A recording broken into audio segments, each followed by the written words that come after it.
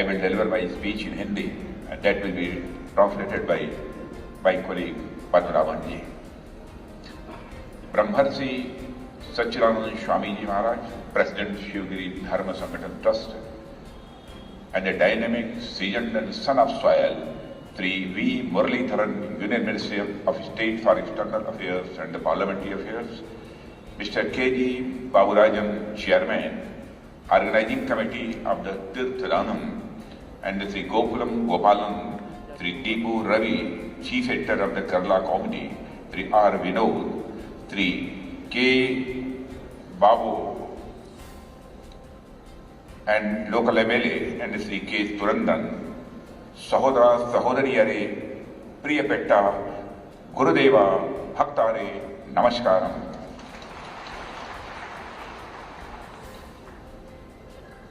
Brothers and sisters, आज इस विशाल तीर्थाटन महोत्सव में पूज्य संतों के आशीर्वाद और श्री नारायण गुरु जी की कृपा से मुझे आप सबके बीच उपस्थित होने का सौभाग्य प्राप्त हुआ है।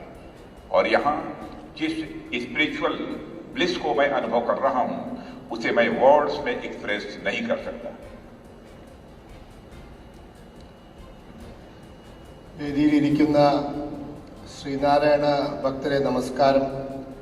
ഇന്ന് ഈ മഹത്തായ തീർത്ഥാടന മഹോത്സവത്തിൽ ആദരണീയരായ പൂജ്യരായ സന്യാസി ശ്രേഷ്ഠന്മാരുടെയും ശ്രീനാരായണ ഗുരുവിൻ്റെയും കൃപ കൊണ്ട് ഇവിടെ പങ്കെടുക്കാനും നിങ്ങളുടെ കൂടെ ഇരിക്കാനും എനിക്ക് സാധിച്ചു എന്നുള്ളത് വളരെ സൗഭാഗ്യകരമായ ഒരു കാര്യമാണെന്ന് ഞാൻ പറയാൻ ആഗ്രഹിക്കുന്നു. सबसे पहले मैं केरल की इस पावन धरती को शीश झुकाकर नमन करता हूँ और इस मिट्टी ने ऐसे ऐसे महान सेंट्स, फिलोसफर्स और पोएट्स पैदा किए हैं जिन्होंने अपने ज्ञान, भक्ति और साहित्यिक रचनाओं के माध्यम से न केवल आम जन के हृदय में उच्च आदर्श और मूल्यों की स्थापना की है बल्कि समस्त राष्ट्र को एक सूत्र में पिरोने का काम किया है. ഇന്നിവിടെ വരാൻ സാധിച്ചതിൽ ഞാൻ അനുഭവിക്കുന്ന ആത്മീയമായ ആനന്ദം അത് വാക്കുകളിൽ വിവരിക്കാൻ സാധിക്കാത്തതാണ്. കേരളത്തിൻ്റെ ഈ പരിപാവനമായ ഈ ഭൂമിയെ ഞാൻ നമസ്കരിക്കുകയാണ്. ഈ മണ്ണിൽ നിരവധി മഹാന്മാരായ സന്യാസി ശ്രേഷ്ഠന്മാരും തത്വചിന്തകരും കവികളും ജനിച്ചിട്ടുണ്ട്. ഇവരെല്ലാം തന്നെ ഈ ഭൂമിയിൽ ഇരുന്നുകൊണ്ട് ഭക്തിയുടെയും അതുപോലെ തന്നെ സാഹിത്യ രചനകളും നടത്തിയിട്ടുണ്ട്. അവരുടെ വിജ്ഞാനം സാധാരണക്കാരനായി പകർന്നു നൽകിയിട്ടുണ്ട്. അങ്ങനെ ആ പ്രവൃത്തിയിലൂടെ അവർ സാധാരണക്കാരൻ്റെ മനസ്സുകളിലേക്ക് ഉന്നതമായ ആദർശങ്ങളും അതുപോലെ തന്നെ സങ്കല്പങ്ങളും മൂല്യങ്ങളും എത്തിച്ചു എന്നുള്ളത് മാത്രമല്ല ഈ സമസ്ത രാജ്യത്തെയും ഈ രാഷ്ട്രത്തെയും ഒരു നൂലിൽ കോർത്തിണക്കുവാൻ അവർക്ക് സാധിക്കുകയുമുണ്ടായി. यही के एक छोटे से गांव कालाड़ी के आचार्य शंकर ने जिस तरह पूरे भारत की यात्रा कर राष्ट्र को कल्चरली इंटीग्रेट किया है वह अपने आप में अनप्रेसिडेंटेड था. अद्वैतवाद की फिलॉसफी के माध्यम से उन्होंने जीव और परमात्मा के वननेस का जो प्रिंसिपल दिया वह भी आज देश की आत्मा में रचा बसा हुआ है. ഈ കൊച്ചു കേരളത്തിൽ ഒരു ചെറിയ ഗ്രാമമായ കാലടിയിൽ നിന്നും ആദി ശങ്കരാചാര്യ സ്വാമികൾ ഈ ഭാരതം മുഴുവൻ യാത്ര ചെയ്തുകൊണ്ട് ഈ ഭാരതത്തെ ആധ്യാത്മികമായി ഏകോപിപ്പിക്കുകയുണ്ടായി. അദ്ദേഹം ആ ചെയ്ത പ്രവൃത്തി മുമ്പെങ്ങും ഉണ്ടാവാത്ത രീതിയിലുള്ളൊരു പ്രവൃത്തിയാണ്. തൻ്റെ അദ്വൈത സിദ്ധാന്തം എന്ന തത്വചിന്തയിലൂടെ അദ്ദേഹം ഈ രാജ്യത്ത് എല്ലാത്തിൻ്റെയും ഏകത്വം, ആ ഏകത്വത്തിൻ്റെ സിദ്ധാന്തം, ആ സങ്കല്പം ഈ രാജ്യത്ത് മുഴുവൻ എല്ലാവർക്കും പറഞ്ഞു മനസ്സിലാക്കി കൊടുക്കുകയുണ്ടായി. എല്ലാം ഒന്നാണ് എന്നുള്ള തത്വം അദ്ദേഹം ബോധ്യപ്പെടുത്തുകയുണ്ടായി. श्री नारायण गुरु जी भी निस्संदेह कल्चरल यूनिटी को समृद्ध करने वाली एक कड़ी का एक ऐसा नाम है जिन्होंने न केवल केरल की जनता को बल्कि समस्त भारत की जनता, बल्कि मैं कहूँ बाहर के देशों के लोगों को भी समान रूप से प्रभावित किया है और उन्हें भारत और भारतीयता के साथ जोड़ा है. ശ്രീനാരായണ ഗുരുദേവൻ അദ്ദേഹം ഈ സാംസ്കാരികമായ ഏകത്വം, ആ സാംസ്കാരികമായ ഏകത്വം ഈ ലോകത്ത് നടപ്പിലാക്കിയ വ്യക്തിയാണ്. അദ്ദേഹം നടപ്പിലാക്കിയ ഈ സങ്കല്പം കേരളത്തിലെ ജനങ്ങളെ മാത്രമല്ല ഈ സമ്പൂർണമായ ഭാരതത്തിലെ ജനങ്ങളെയും സ്വാധീനിച്ചു എന്നുള്ളതാണ്. മാത്രവുമല്ല, വിദേശ രാജ്യങ്ങളിൽ പോയ സമയത്ത് എനിക്ക് മനസ്സിലാക്കാൻ സാധിച്ചിട്ടുണ്ട്, അദ്ദേഹത്തിന്റെ ചിന്തകളിൽ, ഏകത്വ ചിന്തകളിൽ സ്വാധീനിക്കപ്പെട്ട വലിയൊരു സമൂഹം ഭാരതത്തിന്റെ പുറത്ത് ഭാരതീയതയുമായി ആ രീതിയിൽ ബന്ധിക്കപ്പെട്ടിട്ടുണ്ട്. साथियों, आप सभी डिवोटीज को देखकर मेरा मन बहुत बड़ा गदगद हो रहा है और आप सबको जो मैं एक ही रंग में रंगा और एक ही भाव में रमा यहाँ एकत्रित देख रहा हूँ, तो यह अनुभव कर पा रहा हूँ कि आप सभी बिना किसी भेदभाव की, समता की भावना के साथ एक दूसरे के साथ एकाकार हो गए हैं और यह समागम दुनिया को एक संदेश देने के लिए पर्याप्त है और वह है भारतीय संस्कृति में निहित मानव मात्र की समता और समानता, यानी इसेंशियल ह्यूमन इक्वालिटी. സുഹൃത്തുക്കളെ, നിങ്ങളെ എല്ലാവരെയും ഇവിടെ ഒരേ നിറത്തിലും ഒരേ ഭാവത്തിലും കാണാൻ സാധിക്കുന്നതിൽ നിന്നും എനിക്ക് മനസ്സിലാക്കാൻ സാധിച്ചത് ഇതൊരു ഭയങ്കരമായ ഏകതാ ഭാവമാണ്. അത് ഞാൻ അനുഭവിക്കുകയാണ്, നിങ്ങളും അനുഭവിക്കുകയാണ്. ഈ കൂടിയിരിക്കുന്ന ആളുകളുടെ യാതൊരു തരത്തിലുള്ള ഭേദഭാവങ്ങളും വ്യത്യാസങ്ങളുമില്ല. എല്ലാവരും ഒന്നാണെന്ന സങ്കല്പത്തിലാണ് നിങ്ങളിവിടെ ഇന്ന് കൂടിയിരിക്കുന്നത്. ഇത് ലോകത്തിനുള്ളൊരു സന്ദേശമാണ്. ആ സന്ദേശം ഭാരതത്തിന്റെ സംസ്കാരത്തിൽ നിന്നും ഉടലെടുത്തൊരു സന്ദേശമാണ്. ആ സന്ദേശത്തിന്റെ അടിസ്ഥാന തത്വം അത് മനുഷ്യരെല്ലാവരും ഒന്നാണ്, തുല്യരാണ് എന്നുള്ള സങ്കല്പമാണ്. साथियों, आज हमारे पास गर्व करने के लिए जो भी चीजें हैं, जो भी विरासतें हैं, उसमें हमारी कल्चरल हेरिटेज ये सबसे प्रमुख है. हमारी संस्कृति विश्व की प्राचीनतम संस्कृतियों में से एक है और इसने भारत देश के साथ साथ दुनिया भर के जीवन जीने की राह दिखाई है. लिबर्टी, इक्वालिटी, फ्रेटर्निटी और वर्ल्ड पीस के जिन सिद्धांतों की ओर आज दुनिया आगे बढ़ रही है, इसके सूत्र हमारे भारतीय संस्कृति में ही दिखाई देते हैं. സുഹൃത്തുക്കളെ, ഇന്ന് നമ്മുടെ കൈവശം എന്തൊക്കെ നേട്ടങ്ങളുണ്ടോ, ഏതൊക്കെ രീതിയിലുള്ള ഔന്നത്യങ്ങൾ നമ്മൾ നേടിയിട്ടുണ്ടോ, അതിലേറ്റവും അഗ്രഗണ്യമായിട്ടുള്ളത് നമ്മളുടെ സാംസ്കാരികമായ പാരമ്പര്യമാണ്. ആ സാംസ്കാരിക പാരമ്പര്യം നാം ലോകത്തിന് മുമ്പിൽ അവതരിപ്പിച്ചിട്ടുള്ളതാണ്. അത് നമ്മുടെ പുരാതനമായ സംസ്കാരമാണ്. ഇന്ന് ഭാരതത്തിൽ മാത്രമല്ല, ലോകത്തിന് പുറത്തും 3 തത്വങ്ങൾ വളരെയധികം വേരോട്ടം നേടിയിട്ടുണ്ട്. ഒന്ന് സ്വാതന്ത്ര്യം, മറ്റൊന്ന് തുല്യത, 2 സാഹോദര്യം, അതോടൊപ്പം തന്നെ ലോക സമാധാനവും. ഈ 3 സിദ്ധാന്തങ്ങളും ഇന്ന് ലോകത്ത് വ്യാപിച്ചിരിക്കുകയാണ്. എന്നാൽ ഈ സിദ്ധാന്തങ്ങളെല്ലാം തന്നെ ഭാരതീയ സംസ്കാരത്തിലും നമുക്ക് കാണാൻ സാധിക്കും. कई बार भारतीय परंपरा और चिंतन धारा पर यह आरोप लगता है कि यहाँ लिबर्टी, इक्वालिटी और फ्रेटर्निटी के कंसेप्ट पर अपेक्षाकृत विचार नहीं किया गया है. यह कंसेप्ट अगर यहाँ पहुंचा है तो यह वेस्टर्न रेनेसां अथवा फ्रेंच रिवॉल्यूशन के माध्यम से हमारे यहाँ पहुंचा है. यह बात बिल्कुल सही नहीं है. പലപ്പോഴും നമ്മുടെ സങ്കല്പങ്ങളെ പറ്റി, നമ്മുടെ ചിന്താധാരയെ പറ്റി ഒരു ആരോപണം ഉണ്ടാവാറുണ്ട്. അതായത് സ്വാതന്ത്ര്യം, തുല്യത, അതോടൊപ്പം തന്നെ സാഹോദര്യം എന്നുള്ള ഈ സങ്കല്പങ്ങളെല്ലാം തന്നെ ഇത് നമ്മളെ സംബന്ധിച്ചിടത്തോളം നമുക്കുണ്ടായിരുന്നില്ല, നമ്മൾ അപരിഷ്കൃതരായിരുന്നു എന്നുള്ളൊരു സങ്കല്പമുണ്ട്. എന്നാൽ അത് തെറ്റാണ്.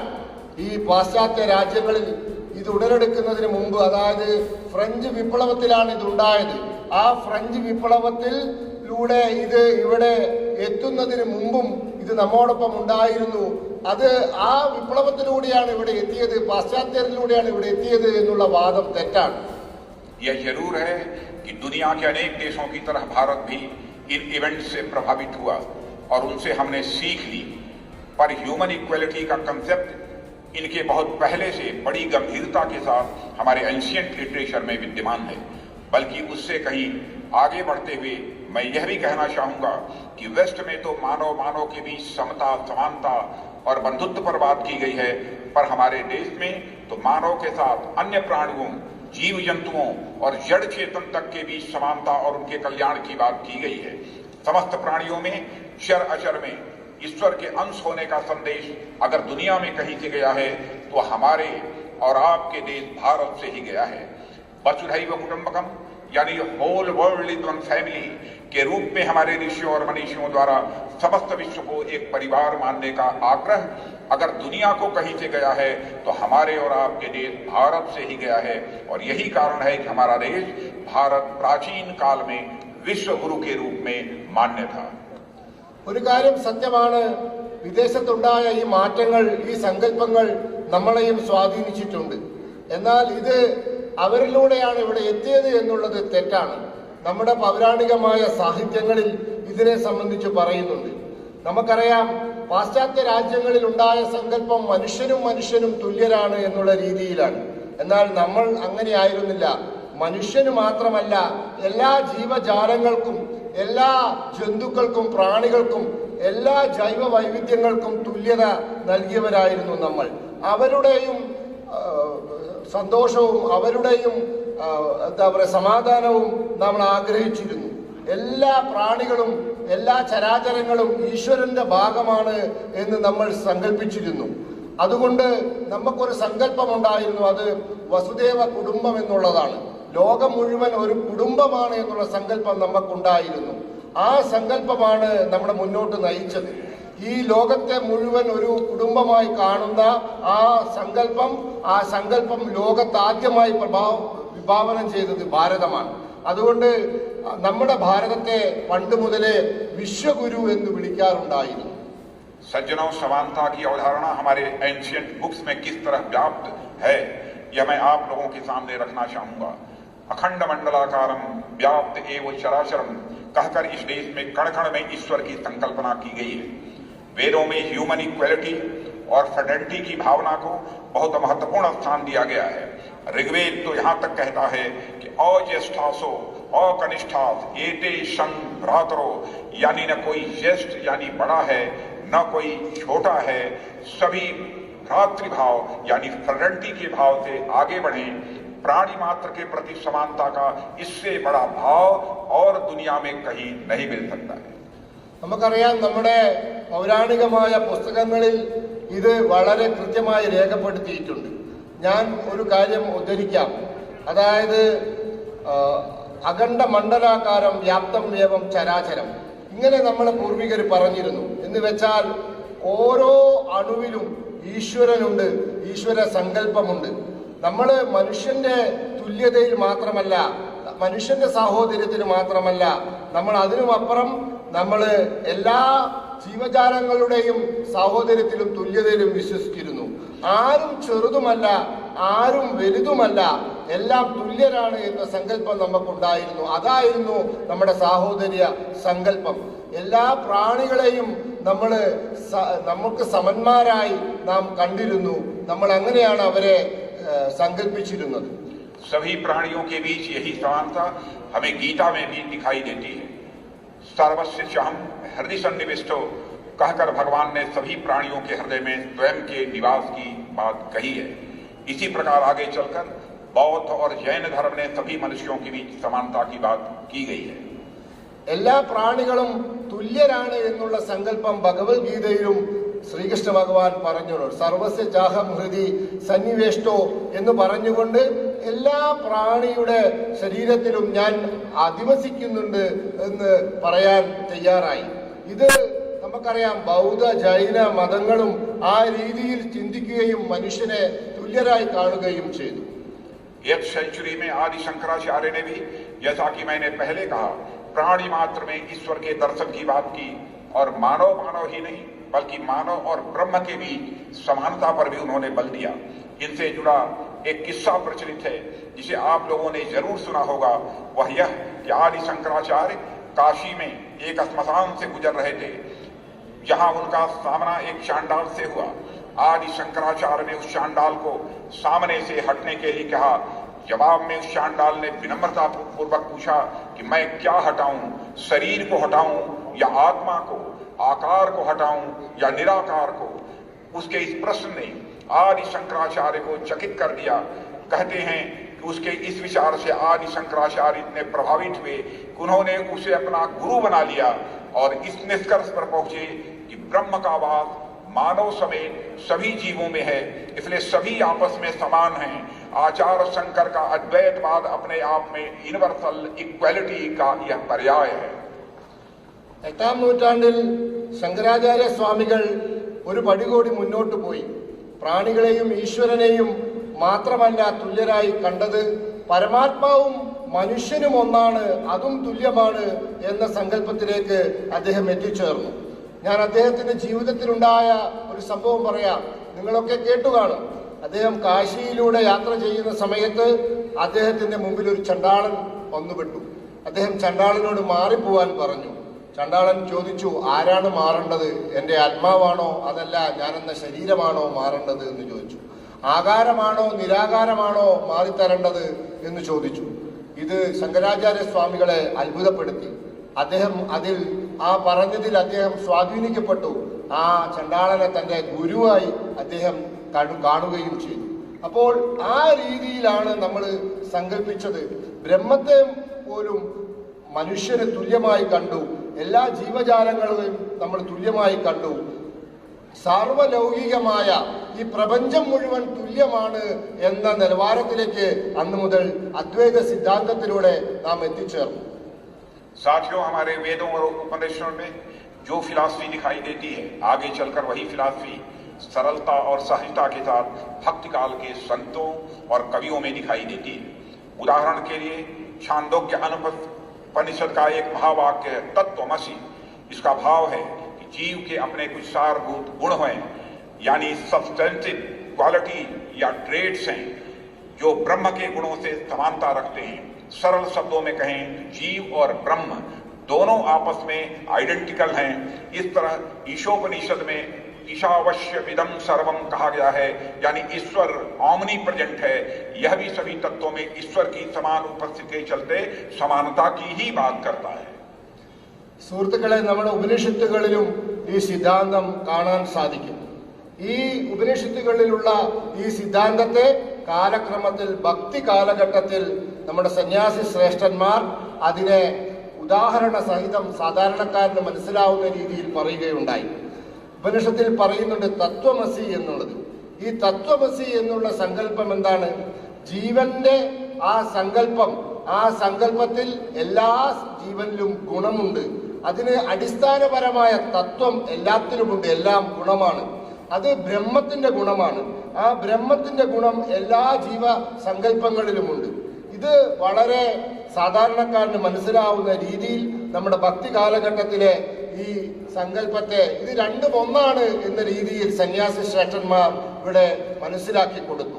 വീണ്ടും ഉപനിഷത്തുകളിൽ പറയുന്നു, ഈശോവാസ്യം ഇതം സർവം എന്ന് വെച്ചാൽ ഈശ്വരൻ എല്ലാത്തിലുമുണ്ട്, എല്ലാത്തിലും ഈശ്വരനുണ്ട്. അതുകൊണ്ട് എല്ലാ സങ്കല്പത്തിലും ഈശ്വരനുണ്ട്, എല്ലാവരും തുല്യരാണ് എന്നും വീണ്ടും നമ്മളെ ബോധിപ്പിക്കുകയാണ്.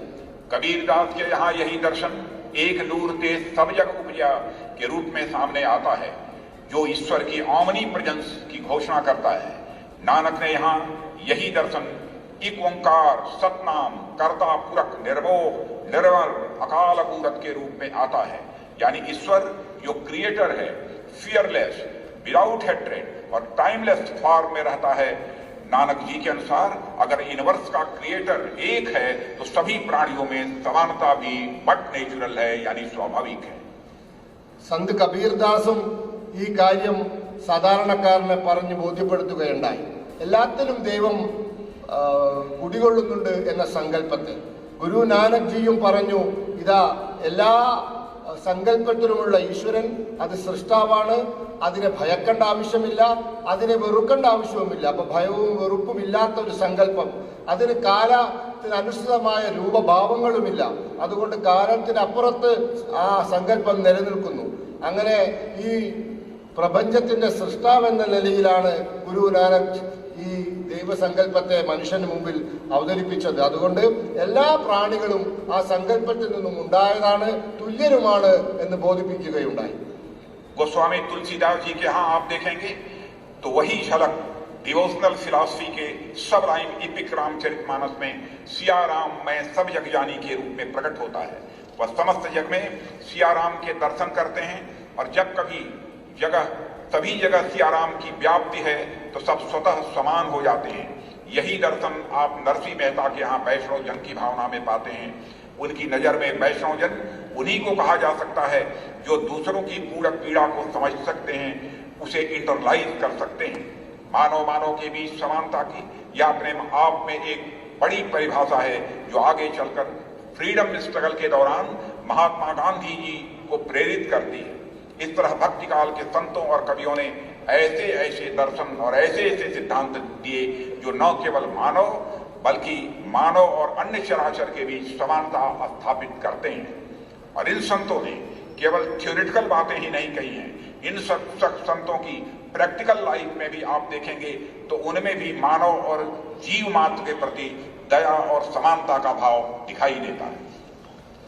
भक्त कवि ആയിട്ടുള്ള തുളസീദാസ്, ആ തുളസീദാസ് അദ്ദേഹം പറഞ്ഞത് എന്താണ്? അദ്ദേഹത്തിന്റെ ഒരു എന്താ പറയുക, ഭക്തി കലർന്ന ഒരു തത്വചിന്തയുണ്ട്. അതിന്റെ അടിസ്ഥാനം ഇതാണ്: എല്ലാത്തിലും സീതയും രാമനും എല്ലാത്തിലുമുണ്ട്, എല്ലാ രൂപത്തിലും സീതയും രാമനുമുണ്ട്, എല്ലാ ജീവജാലങ്ങളിലും സീതയും രാമനുമുണ്ട് എന്ന് പറയാൻ തയ്യാറായി.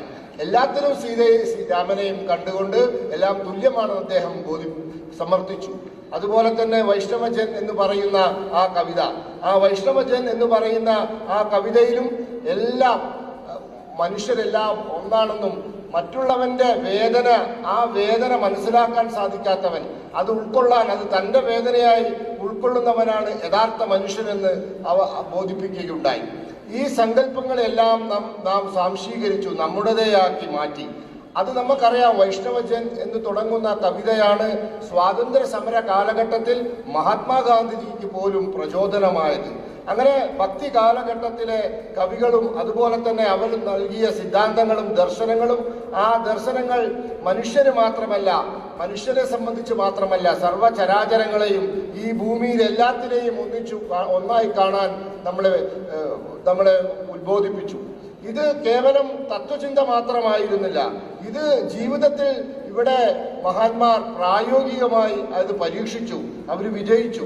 അതാണ് നമ്മുടെ സ്വാതന്ത്ര്യ സമരത്തിൽ നമുക്ക് കാണാൻ സാധിക്കുന്നത്. അതുകൊണ്ട് ഈ തത്വചിന്തകളെ പ്രായോഗികവൽക്കരിച്ച ഒരു സമൂഹമാണ് നമ്മുടേത്. एक घटना गुरु नानक देव जी के बारे में मिलती है। उनके पिताजी उन्हें खेत में जाकर चिड़ियों से फसल की रखवाली करने के लिए कहते हैं। वह जाते तो हैं, पर चिड़ियों को अनाज चुगता देख वह फूले नहीं समाते। कौन तो उनको चिड़ियों को उड़ाकर भगाने के लिए कहे, फिर वह कहते हैं राम दी चिड़िया, राम द खेत, छक्को चिड़िया, भर भर पेट। ऐसे ऐसे तो संत हुए हैं हमारे देश में, और ऐसे एक नहीं मल्टीपल एग्जाम्पल्स मिल जाएंगे जहां संतों ने मानव और प्राणी मात्र के लिए अपना सब कुछ न्यौछावर कर दिया। അത്തരത്തിലുള്ള ഒരു സംഭവം ഗുരു നാനക്കിന്റെ ജീവിതത്തിലുണ്ടായി. അദ്ദേഹം ഒരു കൊച്ചുകുട്ടിയായ സമയത്ത് അദ്ദേഹത്തിന്റെ പിതാവ് അദ്ദേഹത്തെ വയലിലേക്ക് അയച്ചു. അവിടെ പോയി കിളികൾ ഈ വയലിലെ ധാന്യങ്ങൾ തിന്നുന്നതിൽ നിന്നും അതിനെ ഓടിച്ചു കളയാൻ വേണ്ടി പറഞ്ഞയച്ചു. അവിടെ പോയി കിളികൾ ഭക്ഷ്യധാന്യം ഈ ധാന്യങ്ങൾ തിന്നുന്നത് കണ്ടിട്ട് അദ്ദേഹം പറഞ്ഞു, രാമൻ സൃഷ്ടിച്ച പക്ഷികൾ, രാമൻ സൃഷ്ടിച്ച വയലേലകൾ, നിങ്ങൾ വയറ് നിറച്ചു കഴിച്ചോളൂ എന്ന് അദ്ദേഹം പറയുകയുണ്ടായി. ഇതാണ് നമ്മുടെ ഭക്തി സങ്കല്പം, നമ്മുടെ ശ്രേഷ്ഠന്മാരായ ആളുകൾ മുന്നോട്ട് വെച്ച സങ്കല്പം. ഇത്തരത്തിലുള്ള നിരവധി ഉദാഹരണങ്ങൾ നൽകാൻ സാധിക്കും. മനുഷ്യരെ പോലെ തന്നെ എല്ലാ പ്രാണികളെയും കാണാൻ വേണ്ടി ഒരുപാട് ത്യാഗങ്ങൾ ചെയ്യാൻ നമ്മുടെ പൂർവികർ തയ്യാറായിട്ടുണ്ട്. सज्जनों, मैं कहना यह चाह रहा हूं, इनके माध्यम से मैं यह बताना चाह रहा हूं कि वेस्ट में तो मानव के बीच समानता के सिद्धांत को ही बड़ी उपलब्धि समझी गई है, पर हमारे यहाँ मानव के बीच समानता की तो बात की ही गई है, पर उससे कहीं आगे बढ़ते हुए मानव के अलावा बाकी जीव जंतुओं और जड़ चेतन के बीच भी समानता की बात बड़ी गंभीरता से की गई है। यह हमारे देश की संस्कृति की पहचान है। हमारी संस्कृति सदा निर्मलों के पक्ष में, सत्य के पक्ष में, न्याय के पक्ष में, ज्ञान के पक्ष में, कुल मिलाकर मानवता के पक्ष में यह खड़ी रही है, जो एक बार पुनः 19वीं शताब्दी में श्री गुरु नारायण जी के माध्यम से प्रकट होती है। ഞാൻ ഇത്രയും കാര്യങ്ങൾ ഇവിടെ പറഞ്ഞത് നമ്മുടെ പാശ്ചാത്യ ലോകം മനുഷ്യനും തമ്മിലുള്ള തുല്യതയെ പറ്റി പറയുന്ന ഇതിൻ്റെയൊക്കെ എത്രയോ മുമ്പ് നമ്മുടെ പൂർവികർ നമ്മുടെ സങ്കല്പത്തിൽ മനുഷ്യനും മാത്രമല്ല തുല്യർ, ഈ ഭൂമിയിലെ എല്ലാ ജീവജാലങ്ങളും മനുഷ്യരും തുല്യരാണ് എന്ന സങ്കല്പം മുന്നോട്ട് വെച്ചു എന്നുള്ളത് തെളിയിക്കാൻ വേണ്ടിയായിരുന്നു. അതുകൊണ്ട് നമ്മുടെ സംസ്കാരം, നമ്മുടെ പാരമ്പര്യം എന്നും നമ്മൾ അശക്തരുടെ കൂടെയായിരുന്നു, സത്യത്തിന്റെ കൂടെയായിരുന്നു, ന്യായത്തിന്റെ കൂടെയായിരുന്നു. ആ മൂലസങ്കല്പമാണ് നമ്മുടെ മാനവികത എന്ന സങ്കല്പം. ആ സങ്കല്പമാണ് 19-ാം നൂറ്റാണ്ടിൽ ഈ കേരളത്തിൽ ശ്രീനാരായണ ഗുരുദേവനിലൂടെ ലോകത്തിന് കാണാൻ സാധിച്ചത്. साथियों, जिस समय समाज में इनह्यूमैनिटी बढ़ने लगे, ईश्वर की पूजा अर्चना किसी स्पेशल क्लास का प्रिविलेज बन जाए, समाज में प्रतिष्ठा का केंद्रीकरण होने लगे, ऐसे समय में श्री नारायण गुरु जी जैसे संत का प्रकट होना यह स्वाभाविक हो जाता है। केरल में जब सो कॉल्ड बैकवर्ड क्लासेस खासकर एजावा समुदाय के प्रति भेदभाव की अति हो गई थी, गुरु जी ने भारतीय परंपरा में चली आ रही एंशियंट और रिच भक्ति ट्रेडिशन को रिवाइव किया और समाज के सभी वर्गों को उससे जोड़ने का महान कार्य किया। यह कार्य यदि किसी ने किया तो हमारे स्वामी श्री नारायण गुरु जी महाराज ने। നമുക്കറിയാം, നമ്മുടെ സമൂഹത്തിൽ മനുഷ്യത്വരഹിതമായ ചിന്തകൾ വളർന്നു വന്നൊരു കാലമുണ്ടായിരുന്നു. ഈശ്വര ആരാധന ഒരു പ്രത്യേക വിഭാഗങ്ങൾക്ക് മാത്രമേ സാധിച്ചിരുന്നുള്ളൂ. അതുപോലെ തന്നെ സമൂഹത്തിൽ മാന്യതയും അതും കേന്ദ്രീകരിക്കപ്പെട്ടിരുന്നു ചില വിഭാഗങ്ങൾക്ക് വേണ്ടി മാത്രമായി. ആ കാലഘട്ടത്തിലാണ് ഗുരുദേവൻ ഇവിടെ ഈ കേരളത്തിൽ പിന്നോക്ക ജനവിഭാഗങ്ങൾ, പ്രത്യേകിച്ച് ഈഴവ സമുദായം, അവരുടെ ഇടയിൽ ഉണ്ടായിരുന്ന ആ സമുദായങ്ങളോട് കാണിച്ചിരുന്ന ഭേദഭാവത്തിന് അറുതി വരുത്താൻ വേണ്ടി അദ്ദേഹം നമ്മുടെ മഹത്തായ ഭാരതത്തിന്റെ സങ്കല്പമായിട്ടുള്ള നമ്മുടെ വളരെ സമ്പുഷ്ടമായ ഭക്തി പാരമ്പര്യത്തെ വീണ്ടും പുനർജീവിപ്പിച്ചുകൊണ്ട് സമൂഹത്തിൽ വലിയ മാറ്റങ്ങൾ വരുത്താൻ വേണ്ടിയുള്ള വലിയ പ്രയത്നം നടത്തിയത്. श्री गुरु नारायण जी ने ओरु जाति, ओरु माथम, ओरु दैवम, मानुष्यानु अर्थात मानव के लिए एक जात, एक धर्म और एक ईश्वर का संदेश देकर यत पिंडे तत् ब्रह्मांडे की भावना को जन जन तक पहुंचाया। इसका परिणाम हमें यह देखने को मिला कि गुरु जी के साथ अनेक ऐसे लोग भक्ति से जुड़े जो पूर्व में तमाम सामाजिक कारणों से ईश्वर की भक्ति करने से वंचित थे।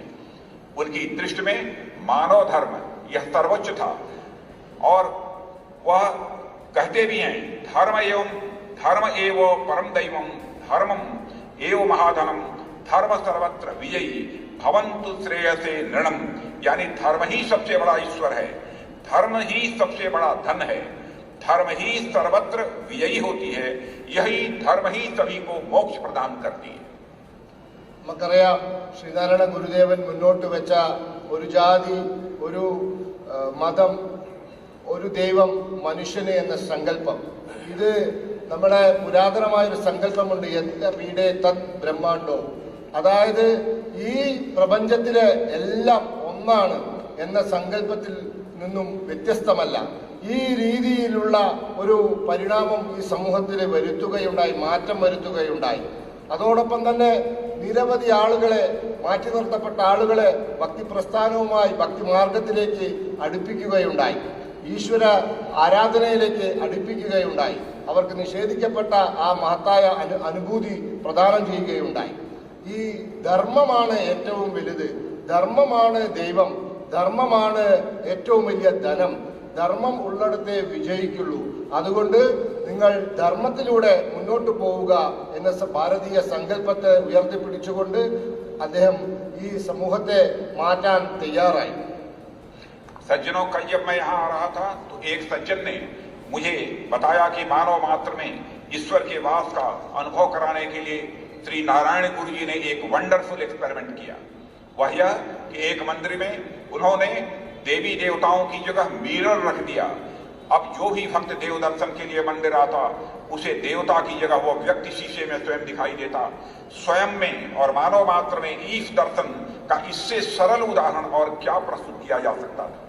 तत्वमसि और अहम ब्रह्मास्मि ऐसे विशाल दर्शन को इंटरलाइज करने का अद्भुत और सरल मार्ग किसी ने बताया तो श्री नारायण गुरु जी महाराज ने बताया। ഞാൻ ഇങ്ങോട്ട് വരുന്ന സമയത്ത് ഇന്നലെ എന്നോട് ഒരു മാന്യദേഹം ഒരു സംഭവം പറയുകയുണ്ടായി. അതായത് ഒരു ഭയങ്കരമായ ഒരു അനുഭവം പറയുകയുണ്ടായി. അതായത് നമ്മുടെ ശ്രീനാരായണ ഗുരുദേവൻ ഒരു ക്ഷേത്രത്തിൽ പ്രതിഷ്ഠിച്ചത് കണ്ണാടിയാണ്. അവിടെ ഭക്തൻ പോയി നോക്കുമ്പോൾ കാണാൻ സാധിക്കുന്നത് അവിടെ തൻ്റെ തന്നെ ചിത്രമാണ്. ഇതിനു വലിയൊരു ഉദാഹരണം വേണോ? നമ്മുടെ മനുഷ്യനും ദൈവവും ഒന്നാണ് എന്ന സങ്കല്പം, നമ്മുടെ തത്വമസിയുടെ, നമ്മുടെ അഹം ബ്രഹ്മാസ്മിയുടെ ആ സങ്കല്പങ്ങൾക്ക് ഇതിനും വലിയ ഒരു ഉദാഹരണം വേണോ?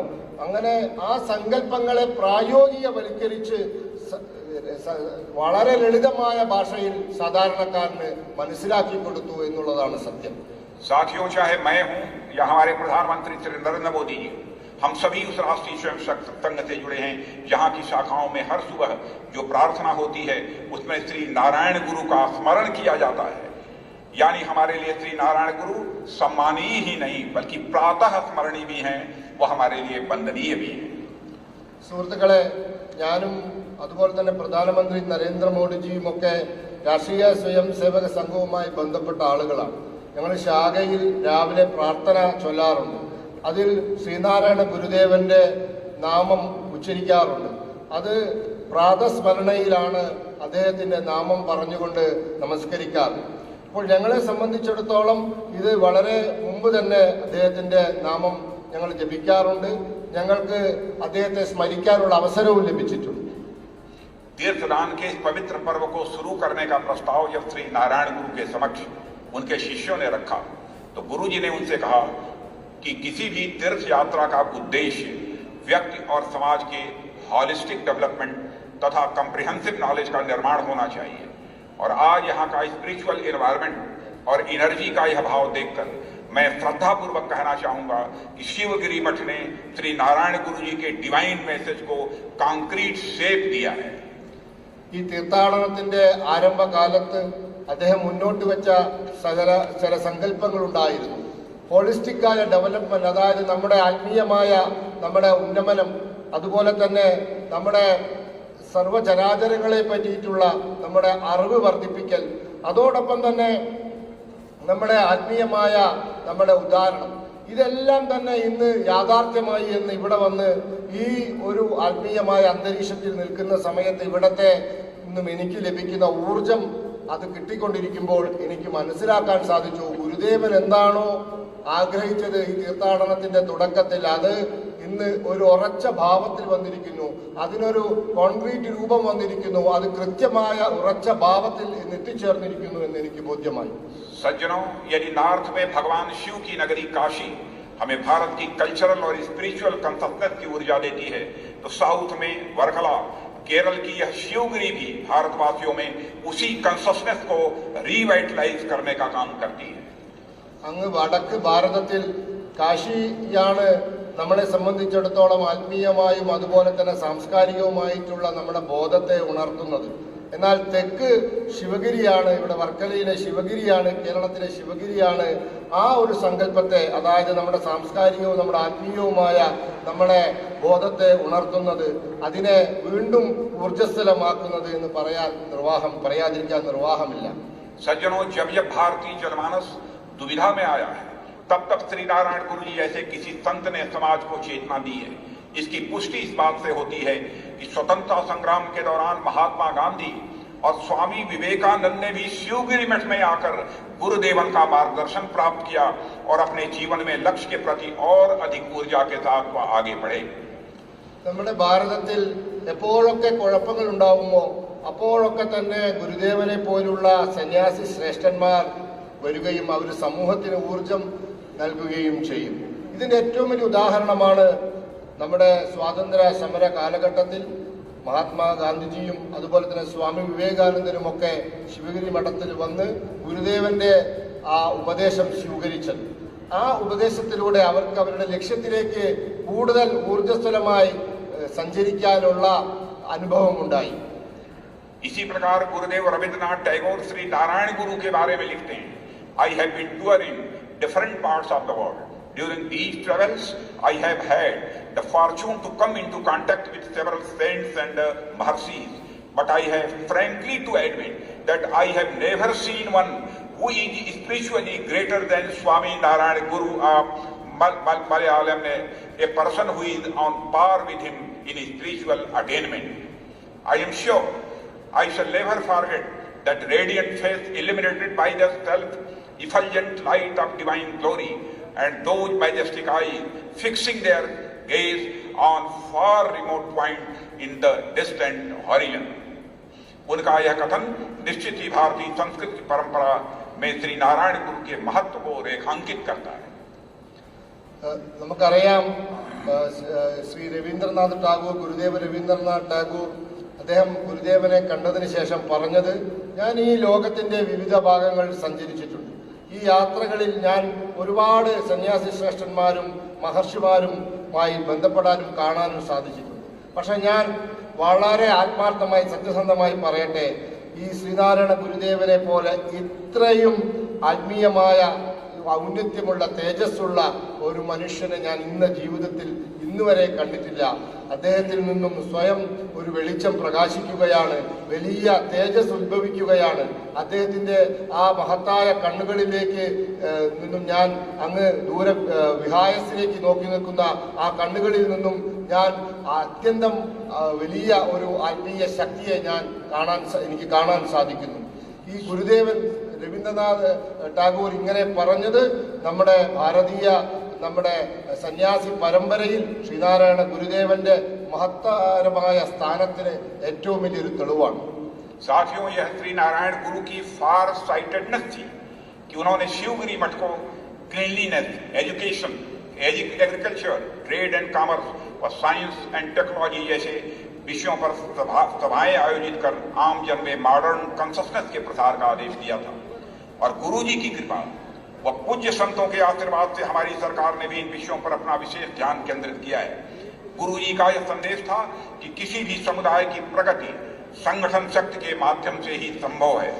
यह कहकर गुरु जी संघ शक्ति कलियुगे की भावना को रिवाइटलाइज करते हैं और कहा गया है कि अलग अलग युगों में अलग अलग चीजों में शक्ति होती है. यानी सतयुग में ज्ञान शक्ति महत्वपूर्ण होती है, तो त्रेता में मंत्र शक्ति, द्वापर में युद्ध शक्ति महत्वपूर्ण थी, तो कलयुग में संघ यानी संगठन की शक्ति अत्यंत महत्वपूर्ण है. गुरु जी के इस उपदेश को हमें आत्मसात करना होगा. यदि हम सब भारतवासी संगठित रहें तो हमें वैश्विक मंच पर एक बार फिर से विश्व गुरु के रूप में हम देखे जाएं. സുഹൃത്തുക്കളെ, ശ്രീനാരായണ ഗുരുദേവന്റെ ദീർഘദൃഷ്ടി മനസ്സിലാക്കണം നാം. കാരണം ശിവഗിരി മഠത്തിൽ അദ്ദേഹം പറഞ്ഞു, വൃത്തിയുള്ള, അതുപോലെ തന്നെ വിദ്യാഭ്യാസമുള്ള, കൃഷിയിലും അതുപോലെ തന്നെ കച്ചവടത്തിലും വ്യാപാരത്തിലും ശാസ്ത്രത്തിലും സാങ്കേതിക വിദ്യയിലും ഒക്കെ ശ്രദ്ധിക്കുന്ന, അതിനെ പഠിക്കുന്ന ഒരു സമൂഹമാണ് നമുക്ക് ആവശ്യമെന്നുള്ളത്. ഇതൊരു ആധുനിക സങ്കല്പമാണ്. ആ ആധുനിക സങ്കല്പമാണ് അദ്ദേഹം നമുക്ക് മുമ്പിൽ വെച്ചത്. നമ്മുടെ പൂർവികമായ ഋഷിവര്യന്മാരുടെ ഈ കാഴ്ചപ്പാടിനെ ഇന്നത്തെ കേന്ദ്ര സർക്കാർ അക്ഷരം പ്രതി അനുസരിച്ച് മുന്നോട്ട് പോവുകയാണ്. ഈ സർക്കാരിനെ നയിക്കുന്നത് ഈ സങ്കല്പങ്ങൾ തന്നെയാണ്. അതുകൊണ്ട് നമുക്കറിയാം, ഗുരുദേവൻ പറഞ്ഞു, ഏതെങ്കിലും ഒരു സമുദായം അത് പുരോഗതി നേടി മുന്നോട്ട് പോകണമെങ്കിൽ അതിന് സംഘടിതമായ ശക്തി വേണമെന്ന് പറഞ്ഞു. അതുകൊണ്ട് സംഘേ ശക്തി കലിയുഗേ എന്ന്, കലിയുഗത്തിൽ സംഘടിതമായ ശക്തിക്കാണ് പ്രാധാന്യം എന്ന സത്യം അദ്ദേഹം വിളിച്ചു പറഞ്ഞു. ഓരോ യുഗങ്ങളിലും ഓരോന്നിനാണ് ശക്തി. നമുക്കറിയാം, സത്യയുഗത്തിന് അറിവിനായിരുന്നു, ജ്ഞാനശക്തിക്കായിരുന്നു പ്രാധാന്യം. ത്രേതായുഗത്തിൽ മന്ത്രശക്തിക്കായിരുന്നു പ്രാധാന്യം. ദ്വാപരയുഗത്തിൽ യുദ്ധം ചെയ്യാനുള്ള കരുത്തിനായിരുന്നു, ശക്തിക്കായിരുന്നു പ്രാധാന്യം. എന്നാൽ ഇത് കലിയുഗമാണ്. ഈ കലിയുഗത്തിൽ സംഘശക്തിയിലൂടെ, സംഘടിതമായ ശക്തിയിലൂടെ മാത്രമേ നമുക്ക് മുന്നോട്ട് പോകാൻ സാധിക്കുള്ളൂ. ഗുരുദേവന്റെ ഈ ഉപദേശം വളരെ പ്രസക്തമാണ്. കാരണം നമുക്കറിയാം, നമ്മൾ മുഴുവൻ ഇന്ത്യക്കാരും ഭാരതത്തിലെ ജനങ്ങളും സംഘടിതമായി ഒറ്റക്കെട്ടായി നിന്നു കഴിഞ്ഞാൽ ഒരു സംശയവുമില്ല, ഈ ലോകത്തിന് മുമ്പിൽ നമുക്ക് പണ്ടുണ്ടായിരുന്ന ആ വിശ്വഗുരുവിന്റെ ആ സ്ഥാനം നാം തിരിച്ചു പിടിക്കുക തന്നെ ചെയ്യും എന്നുള്ള കാര്യത്തിൽ തർക്കമില്ല. सज्जनों, उन्होंने शिक्षा को मूलभूत आवश्यकता बताते हुए जाति धर्म के भेद से परे हटकर एक शिक्षण संस्थान की स्थापना की. स्वतंत्रता संग्राम के दौरान उन्होंने शिक्षा के माध्यम से स्वतंत्रता का नारा दिया. हमारे प्राचीन भाष्यों में यही लिखा है, सा विद्याया विमुक्ते, अर्थात विद्या वही है जो मनुष्य को मुक्त कर दे. Education leads to enlightenment which leads to freedom. उन्होंने जिस प्रकार से समाज की कुरीतियों को दूर करने का प्रयास किया, उसी प्रकार से उन्होंने एक्सप्लॉइटेड एवं डिस्पोजेस्ड सेक्शन के इमेंसिपेशन के लिए भी उन्होंने कार्य किया. ഗുരുദേവൻ വിദ്യാഭ്യാസത്തിന്റെ ആവശ്യകതയെ പറ്റി വളരെ വ്യക്തമായി പറഞ്ഞിട്ടുണ്ട്. ജാതിക്കും ധർമ്മത്തിനുമൊക്കെ അതീതമായി എല്ലാവരും വിദ്യാഭ്യാസം നേടണം എന്നാണ് അദ്ദേഹം മുന്നോട്ട് വെച്ച സങ്കല്പം. സ്വാതന്ത്ര്യ സമര കാലഘട്ടത്തിൽ അദ്ദേഹം പറഞ്ഞു, വിദ്യാഭ്യാസത്തിന്റെ മാധ്യമങ്ങൾ, ആ മാധ്യമത്തിലൂടെ നമുക്ക് സ്വാതന്ത്ര്യം നേടാൻ സാധിക്കുമെന്ന് പറഞ്ഞു. നമ്മുടെ പ്രാചീനമായ ഭാഷകളിൽ എഴുതി വെച്ചിട്ടുണ്ട്, സാ വിദ്യതേയ വിമുക്തയെ, വിദ്യാഭ്യാസം നേടിയവൻ അവൻ എല്ലാ കെട്ടുകളിൽ നിന്നും മുക്തി നേടുമെന്നുള്ള കാര്യത്തിൽ. വിദ്യാഭ്യാസം നമ്മുടെ ജ്ഞാനത്തിലേക്ക് നയിക്കുന്നു, അത് നമ്മുടെ ജ്ഞാനം നമ്മുടെ സ്വാതന്ത്ര്യത്തിലേക്കും നയിക്കുന്നു. അതുകൊണ്ട് അദ്ദേഹം ഈ പറഞ്ഞ ഈ സമൂഹത്തെ എല്ലാ ഉച്ചനീചത്വങ്ങളിൽ നിന്നും രക്ഷിച്ച, വിമോചിപ്പിച്ച അദ്ദേഹം ആ വിമോചന പ്രക്രിയയിൽ ഏറ്റവും കൂടുതൽ പ്രാധാന്യം കൊടുത്തത് വിദ്യാഭ്യാസത്തിന് വേണ്ടിയാണ്. വിദ്യാഭ്യാസത്തിലൂടെ ചൂഷിക്കപ്പെട്ട, വഞ്ചിക്കപ്പെട്ട സമൂഹത്തിന് ഉന്നതിയിലെത്താൻ സാധിക്കുമെന്ന് അദ്ദേഹം തെളിയിച്ചു തന്നു. समाज के पिछड़े और कमजोर वर्ग के लोगों के प्रति उनका विजन उल्लेखनीय है। आप लोगों को ज्ञात होगा कि महात्मा गांधी जी और श्री नारायण गुरु जी के बीच हुई एक मुलाकात के दौरान पेड़ों के पत्तियों का उदाहरण देते हुए महात्मा गांधी जी ने कहा था कि जिस तरह एक पेड़ में अनेक पत्तियां होती हैं और सभी का आकार जरूरी नहीं है कि एक समान ही हो, वह छोटी बड़ी भी हो सकती हैं, इसी तरह यह आवश्यक तो नहीं कि समाज में सभी लोग समान हों, वे छोटे बड़े तो हो सकते हैं। इस पर श्री नारायण जी का जो उत्तर गांधी जी को दिया गया था वह निश्चित ही न केवल उनकी विट का उदाहरण था, बल्कि अपने आप में भारतीय संस्कृत के संपूर्ण सार को समेटे हुए था।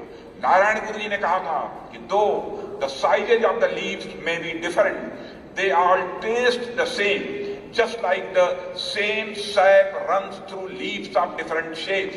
The people said to be belonging to different castes are the manifestations of the same reality. क्या अद्भुत उत्तर दिया था उन्होंने। आज हमें उनके इस दर्शन को अपने जीवन में उतारकर समाज में इसका प्रसार करने की जरूरत है। സമൂഹത്തിലെ പിന്നോക്കം നിൽക്കുന്ന ആളുകൾ, അതുപോലെ തന്നെ അധസ്ഥിതർ എന്നും അദ്ദേഹം ഏറ്റവും കൂടുതൽ അവരെ സംബന്ധിച്ച് അവരെ പറ്റി ചിന്തിച്ചിരുന്ന വ്യക്തിയായിരുന്നു. നമുക്കറിയാം മഹാത്മജിയുമായിട്ടുള്ള അദ്ദേഹത്തിന്റെ ഒരു സംഭാഷണം.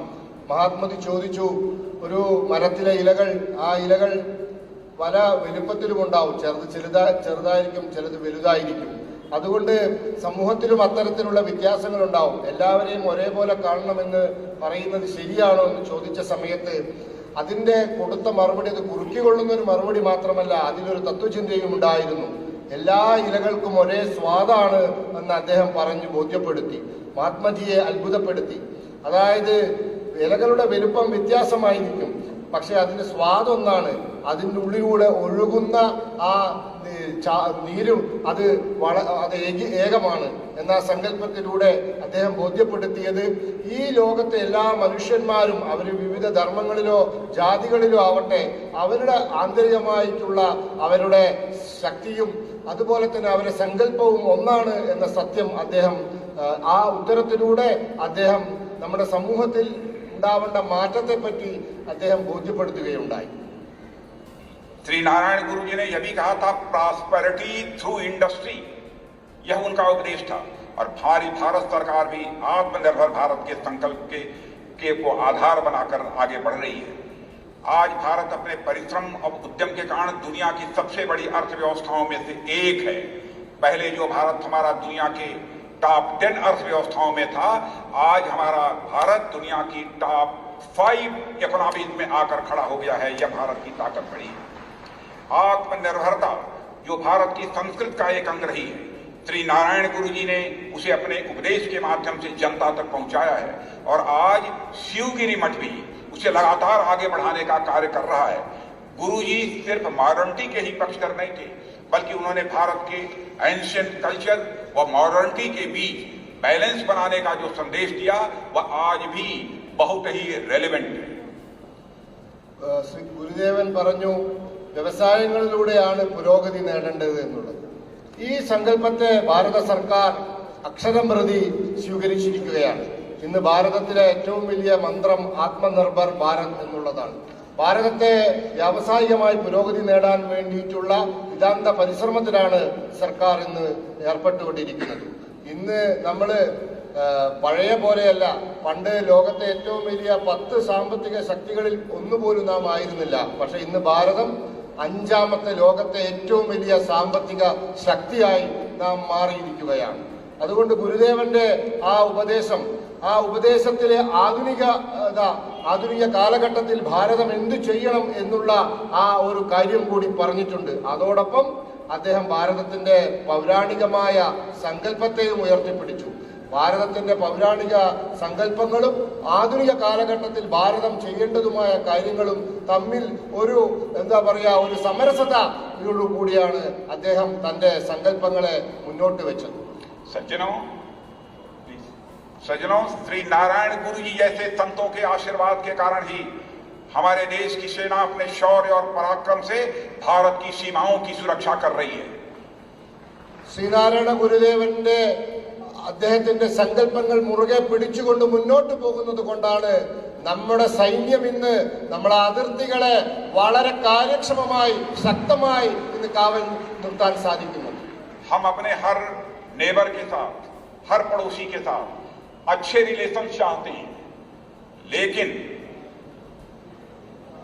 यह भी मैं कहना चाहता हूं, यह दोस्ती हम बनाकर रखना चाहते हैं, क्योंकि हमारे आदरणीय अटल बिहारी वाजपेयी जी ने भी कहा था, दोस्त बदल सकता है लेकिन पड़ोसी नहीं बदल सकता, फ्रेंड बदल सकता है लेकिन नेबरर कभी नहीं बदल सकता. സുഹൃത്തുക്കളെ, നാം നമ്മുടെ എല്ലാ അയൽക്കാരുമായി സ്നേഹം ആഗ്രഹിക്കുന്നവരാണ്. അവര് സൗഹാർദ്ദത്തിന് വന്നാൽ 2 കൈയും നീട്ടി സ്വീകരിക്കാൻ നമ്മൾ തയ്യാറാണ്. മുൻ പ്രധാനമന്ത്രി അടൽ ബിഹാരി വാജ്പേയി പറഞ്ഞു, നമുക്ക് സുഹൃത്തിനെ മാറ്റാം, പക്ഷെ അയൽക്കാരനെ മാറ്റാൻ സാധ്യമല്ല. ഒരു രാജ്യത്തിന് ആ രാജ്യത്തിന്റെ സുഹൃത്തിനെ മാറ്റാൻ സാധിക്കും, പക്ഷെ നമ്മുടെ അതിർത്തിക്കപ്പുറത്തുള്ള അയൽവാസിയെ നമുക്ക് മാറ്റാൻ സാധ്യമല്ല. लेकिन देश की सुरक्षा के नाम पर हम किसी से अच्छे संबंध नहीं रखना चाहते. किसी भी सूरत में हम देश की सुरक्षा के साथ कंप्रोमाइज नहीं कर सकते. പക്ഷേ എത്ര സൗഹാർദ്ദത്തിന് ആര് വന്നാലും നമ്മളുടെ രാജ്യത്തിന്റെ അതിർത്തിയുടെ കാര്യത്തിൽ, നമ്മുടെ സുരക്ഷയുടെ കാര്യത്തിൽ നാം ഒരു വിട്ടുവീഴ്ചയ്ക്കും തയ്യാറല്ല എന്നും പറയാൻ ആഗ്രഹിക്കുന്നു. साथियों, हम सब नए वर्ष में प्रवेश करने जा रहे हैं. आने वाले वर्ष की शुरुआत इस यात्रा से करना यहाँ उपस्थित सभी श्रद्धालुओं के लिए निश्चित रूप से एक मेमोरेबल और इंस्पायरिंग मोमेंट होगा. मैं यहाँ उपस्थित सभी श्रद्धालुओं का शीश झुकाकर हार्दिक अभिनंदन करता हूँ और इस तीर्थ यात्रा की भव्य सफलता की मैं कामना करता हूँ.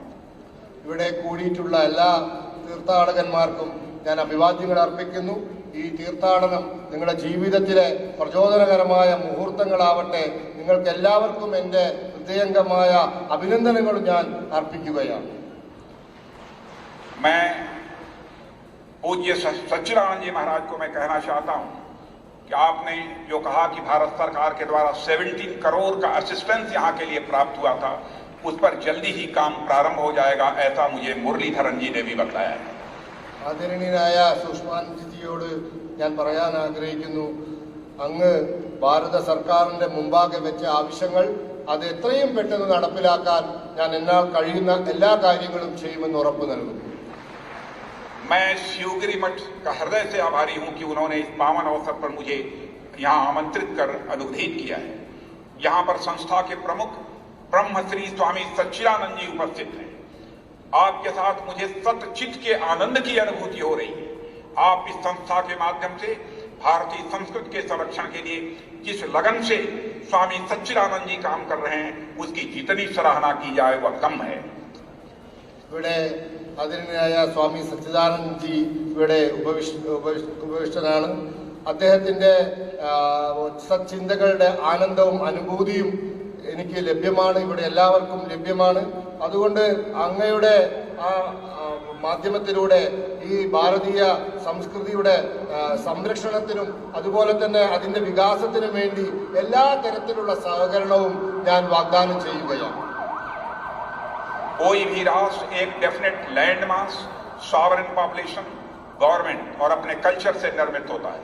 मैं देश का रक्षा मंत्री हूं और जिस तरह से अपने सोल्जर्स की ब्रेवरी और कैपेबिलिटीज के बल पर हमारे प्रधानमंत्री मोदी जी के नेतृत्व में देश की फिजिकल बाउंड्रीज की सुरक्षा का दायित्व संभाल रहा हूं, मैं समझता हूं उसी प्रकार से आप अपने संत संतों के तप बल के आधार पर देश की संस्कृति की सुरक्षा का दायित्व संभाल रहे हैं। मैं अगर देश के शरीर की रक्षा कर रहा हूं तो आप इस देश की आत्मा की रक्षा कर रहे हैं। और कोई राष्ट्र तभी चिरकाल तक सर्वाइव कर सकता है जब उसका शरीर और आत्मा दोनों सुरक्षित रहें। इसके लिए मैं आपका पुनः अभिनंदन करता हूं।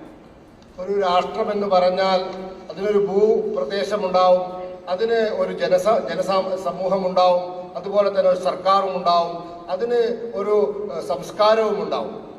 ഇതൊക്കെ ചേർന്നതാണ് ഒരു രാഷ്ട്രം. ആ രാഷ്ട്രത്തിന്റെ അതിർത്തികൾ സംരക്ഷിക്കാൻ സൈന്യവും ഉണ്ടാവും. ഞാൻ ഈ രാജ്യത്തിന്റെ രാജ്യരക്ഷാ വകുപ്പ് മന്ത്രിയാണ്. നമ്മുടെ പട്ടാളക്കാരുടെ ധീരത കൊണ്ടുമാണ്, അവരുടെ കഴിവ് കൊണ്ടുമാണ് നമ്മളുടെ ഭൗതികമായ അതിർത്തി, നമ്മുടെ ഭൂവിസ്തൃതി സംരക്ഷിക്കപ്പെടുന്നത്. എന്നാൽ ഈ സമൂഹം, സന്യാസി സമൂഹമാണ് നമ്മുടെ സംസ്കാരത്തെയും നമ്മുടെ പാരമ്പര്യത്തെയും നമ്മുടെ ആത്മീയതയെയും ഒക്കെ സംരക്ഷിക്കുന്നത്. അതിന്റെ ഭടന്മാരാണ് അവർ. നമ്മുടെ സൈന്യം നമ്മുടെ അതിർത്തിയും രാഷ്ട്രവും സംരക്ഷിക്കുമ്പോൾ നമ്മുടെ സന്യാസി സമൂഹം നമ്മുടെ ആത്മീയ ചിന്തകളെ സംരക്ഷിക്കുന്നു. അതിന്റെ ഭടന്മാരാണ്. ഇത് രണ്ടും ഒരുമിച്ച് ചേർന്നാൽ നമ്മുടെ ശരീരവും ആത്മാവും സംരക്ഷിക്കപ്പെടും. അത് രണ്ടും സംരക്ഷിക്കപ്പെടുമ്പോൾ നമുക്കൊരു രാജ്യം എന്ന നിലയിൽ നിലനിൽക്കാനും മുന്നോട്ട് പോകാനും സാധിക്കും. അതുകൊണ്ട് പട്ടാളക്കാരെ പോലെ തന്നെ ഈ സന്യാസി സമൂഹവും വളരെ പ്രാധാന്യം അറിയിക്കുകയാണ് എന്ന കാര്യം ഞാൻ വിനയത്തോടെ ഇവിടെ ബോധിപ്പിക്കാൻ ആഗ്രഹിക്കുകയാണ്. हम सब पर गुरुदेव का आशीर्वाद बना रहे, हम सब पर संतों का आशीर्वाद बना रहे, इस कामना के साथ मैं यहीं पर अपना निवेदन समाप्त करता हूं. आप सभी को बहुत बहुत धन्यवाद. गुरुभ्यो नमः. നമ്മുടെ എല്ലാവർക്കും ഗുരുദേവന്റെ അനുഗ്രഹം ഉണ്ടാവട്ടെ. നമ്മൾക്ക് എല്ലാവർക്കും സന്യാസി സമൂഹത്തിന്റെ അനുഗ്രഹം ഉണ്ടാവട്ടെ എന്ന് ഈ അവസരത്തിൽ ഞാൻ പറയാൻ ആഗ്രഹിക്കുകയാണ്. सज्जनों, जब मैं यहाँ पर आया मुझे जानकारी प्राप्त हुई एक दुखद घटना की कि हमारे प्रधानमंत्री श्री नरेंद्र मोदी जी की मां, जो 99 ईयर से अधिक की हो गई थी, उनका निधन आज हो गया है. आज उनका स्वर्गवास हो गया है. मुझे लगा कि शायद मुझे वापस जाना पड़े, लेकिन हमारे प्रधानमंत्री मोदी जी ने कहा कि नहीं, कोई भी अपना कार्यक्रम कैंसिल नहीं करेगा और कार्यक्रम करके ही सबको जो है दिल्ली वापस लौटना है. आज के इस अवसर पर मैं अपनी तरफ से, आप सभी की तरफ से, मठ की तरफ से मां हीराबेन, जो प्रधानमंत्री मोदी जी की मां हैं, उनके चरणों में श्रद्धांजलि अर्पित करते हुए अपनी बात यहीं समाप्त करता हूं. ഞാൻ ഇന്നിങ്ങോട്ട് വന്ന സമയത്താണ്, രാവിലെയാണ് വിവരം ലഭിച്ചത്. നമ്മുടെ ആദരണീയനായ പ്രധാനമന്ത്രിയുടെ മാതാവ് ശ്രീമതി ഹീരാബെൻ അവരെ അന്തരിച്ചു എന്നുള്ളത്. ഞാൻ തിരിച്ചു പോയാലോ എന്ന് ആലോചിച്ചു, അദ്ദേഹവുമായി സംസാരിച്ചു. അപ്പോൾ അദ്ദേഹം പറഞ്ഞു, ആരും തിരിച്ചു വരേണ്ട ആവശ്യമില്ല, ഏറ്റെടുത്ത നിശ്ചയിച്ച എല്ലാ പരിപാടികളും കഴിഞ്ഞതിന് ശേഷം മാത്രം തിരിച്ചു വന്നാൽ മതി എന്ന് പറഞ്ഞു. അദ്ദേഹത്തിൻ്റെ വന്ധ്യമാതാവിൻ്റെ മരണത്തിൽ നിങ്ങളോടൊപ്പം എല്ലാവർക്കും വേണ്ടി ഞാൻ ആ ആത്മാവിനെ പ്രണമിക്കുകയാണ്. അദ്ദേഹത്തിൻ്റെ ആ ദുഃഖത്തിൽ പങ്കുചേരുകയാണ്. ധന്യവാദം.